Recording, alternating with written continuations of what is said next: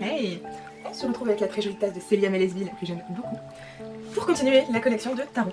Et là je vais vous présenter deux tarots que je n'ai pas encore utilisés. Le premier je l'ai acheté pendant que j'étais enceinte, pour dire ça fait un moment que je l'ai, mais je vais vous présenter aujourd'hui des tarots que j'appellerais des tarots d'études, c'est-à-dire qu'ils sont pas, je trouve, comme tous les tarots qu'on peut trouver dans le commerce, bien que ce sont des mass markets, mais ils ont quelque chose d'assez spécial, ils ont quelque chose en plus que d'autres tarots. J'ai besoin de les étudier, sauf que je n'ai pas le temps pour l'instant.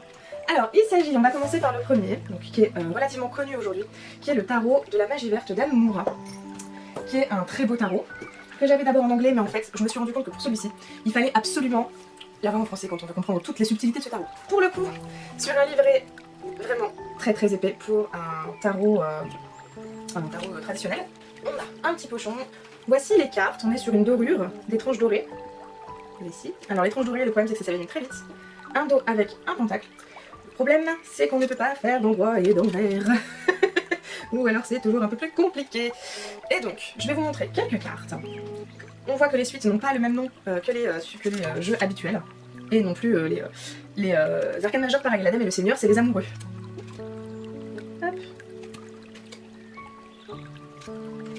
Je vais vous expliquer sa petite spécificité après. Donc les calices, ce sont les coupes, les baguettes, ce sont les bâtons. Hop. Les pentacles, c'est les pentacles, ou les deniers.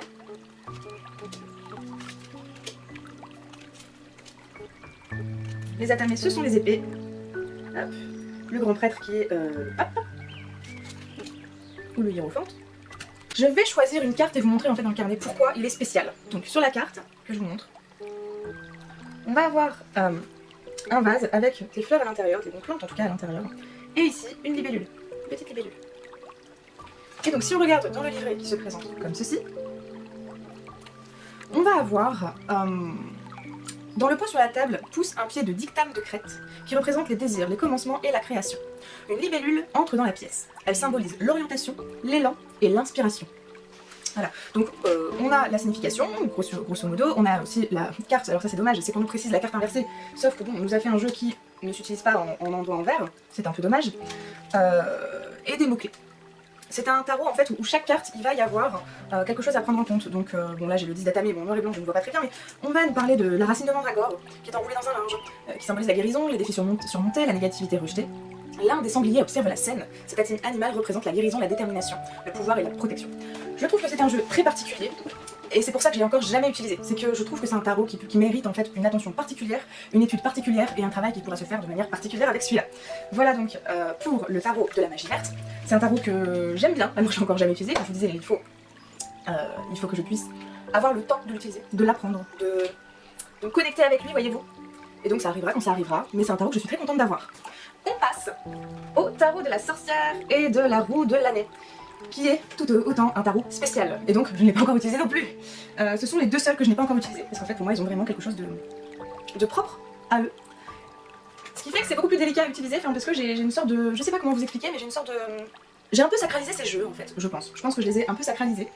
Pour autant, il y a des tarots que j'aime de tout mon cœur, mais en fait je suis hyper à l'aise avec eux, je suis à l'aise pour les utiliser. Ceux-là, ces deux-là, sont vraiment à part, je trouve. On a également des tranches dorées, un dos de deck qui se lit en droit en vert. Yes, on est contente. Et donc, voici. Alors c'est un jeu qui est très très très très beau. Hop, avec des dorures, donc en noir et blanc, avec du doré. Et c'est à l'envers. Ici aussi, on est sur un jeu où... Alors, il est sur une base de Marseille. Alors ici, on va avoir tous les arcanes majeures.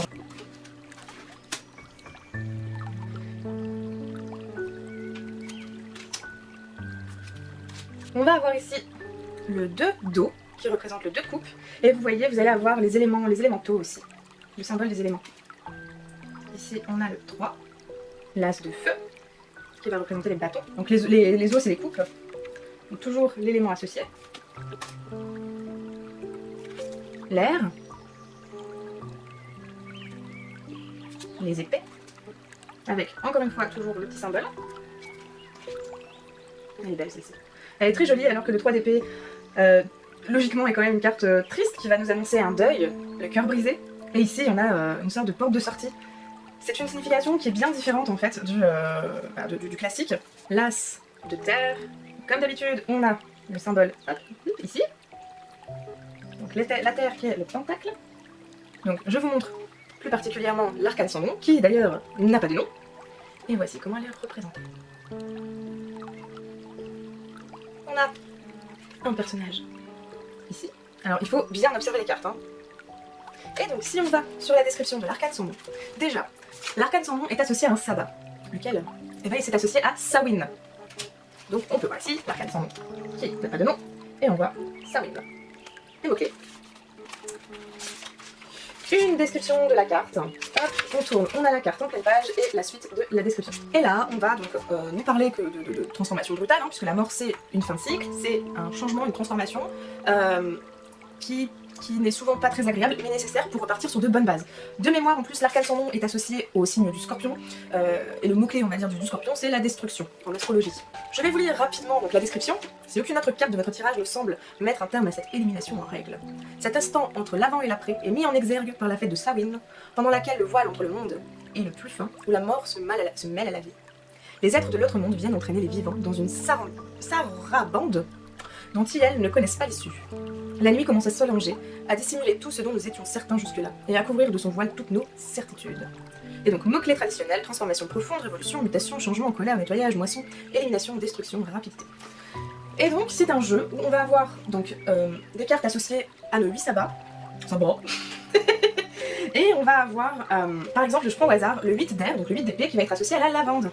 Et donc la lavande, plante liée à la protection, la purification, le renouveau, la récolte, est emprisonnée dans un fuseau qui l'empêche de s'exprimer. Le fuseau composé de ses propres branches symbolise le fait de s'imposer ses propres limites. Le monde est associé à la déesse, l'étoile à Imbolc, donc un sabbat, la maison Dieu, donc la maison Dieu qui est aussi la tour, l'hiver représente l'hiver, le diable représente les chakras, donc la tempérance c'est Yule, ça va aussi. L'ermite va représenter le bol tibétain. La justice va représenter le féminin sacré. Donc par exemple le 2 d'eau sera le crépuscule, le 3 d'eau le goût. Et donc voilà, on est sur un jeu qui est quand même très particulier, très spécial. Je trouve qu'il a vraiment, comme de toute façon son petit copain que je vous ai présenté juste avant, ils ont quelque chose, ils ont une âme, ils ont une essence que d'autres jeux n'ont pas. C'est le choix des auteurs. C'est un pari qui est très risqué puisque du coup on va quand même un petit peu bousculer les codes du tarot. Et je trouve que ces deux auteurs le font très bien. Par contre, le souci c'est que peut-être qu'il n'y a pas que moi qui suis dans ce cas-là, où du coup j'ai beaucoup de mal à utiliser ces jeux-là au quotidien, voilà, parce que pour moi ils méritent de s'y pencher, de s'y concentrer, et peut-être même de travailler avec eux dans la sorcellerie, pendant les sabbats, donc de travailler plutôt, je sais pas, le tarot de la magie verte, qui est quand même un peu plus, moins sombre, peut-être lui travailler avec lui à partir de Lita, tandis que celui-là, comme il est relativement foncé, travailler avec lui à partir de, je sais pas, Samhain, enfin, vous voyez un petit peu. Pour moi, ce sont pas que des tarots, ce sont aussi des outils magiques, en fait. Donc j'ai beaucoup de mal à les sortir pour l'instant, parce qu'en fait j'ai envie de les étudier en profondeur. Sauf que le problème, c'est que du coup, ils restent dans leur boîte, j'ai du mal à les sortir et puis à les apprivoiser, puisque justement, j'ai quand même une sorte de... Oui, je crois vraiment, je l'ai dit tout à l'heure, mais je crois que j'ai un peu sacralisé ces jeux, qui font que du coup, j'ai du mal à les utiliser.